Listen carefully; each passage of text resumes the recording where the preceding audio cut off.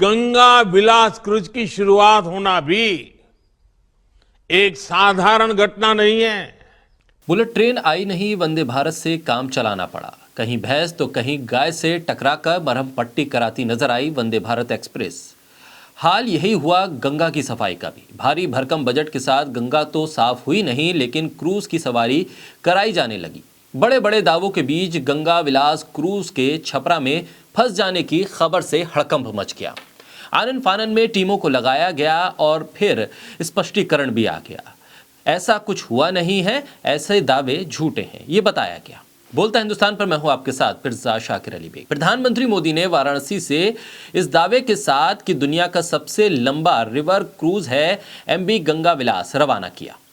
5 राज्यों और बांग्लादेश की 51 दिन की यात्रा के लिए एक यात्री से लगभग 50 से 55 लाख रुपए वसूले जाएंगे।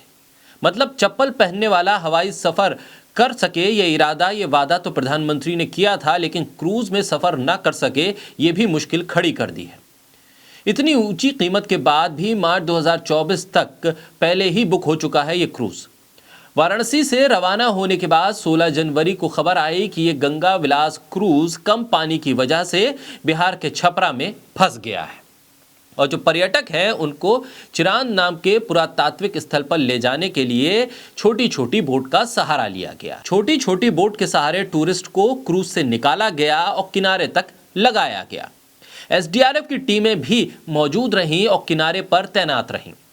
किनारे पर पहुंचे पर्यटकों को एक बार फिर क्रूज तक लाने की जिम्मेदारी भी उन्हीं के सर रही।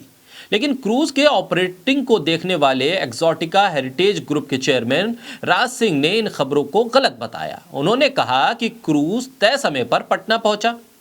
राज सिंह ने यह भी बताया क्रूज हमेशा मुख्य चैनल में ही रहता है, वो किनारे नहीं आ सकता, इसलिए छोटी छोटी नाव का सहारा लेना पड़ता है और इसके जरिए टूरिस्ट को किनारे लगाया जाता है। छपरा पहुंचने पर गंगा नदी में लंगर डाला गया था और टूरिस्ट को छोटी बोट के सहारे वहां के आसपास के पर्यटक स्थलों तक ले जाया गया। हालांकि उन्होंने ये जरूर माना कि एहतियात के तौर पर एसडीआरएफ की टीम को तैनात किया गया था। दरअसल गंगा विलास क्रूज 1 मार्च को असम के डिब्रूगढ़ पहुंचेगा। हालांकि बिहार में गंगा विलास क्रूज को लेकर विरोध भी हो रहा है। जेडीयू के नेता लल्लन सिंह का कहना है कि गंगा विलास क्रूज चलाने के लिए गंगा में जमी गाद को साफ करना होगा, उसके बिना इसे नहीं चलाया जा सकता और जब बाढ़ आएगी तो फिर गाद फिर से जमा हो जाएगी।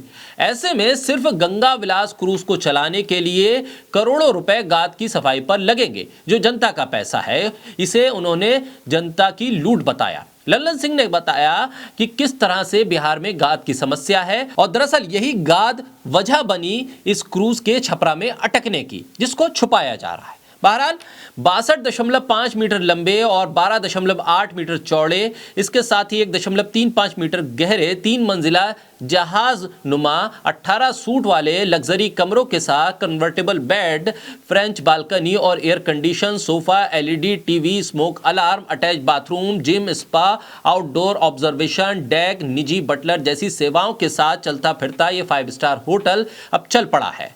देखना होगा कि इसके चलने के साथ साथ और कितने विवाद भी इसके साथ चलेंगे।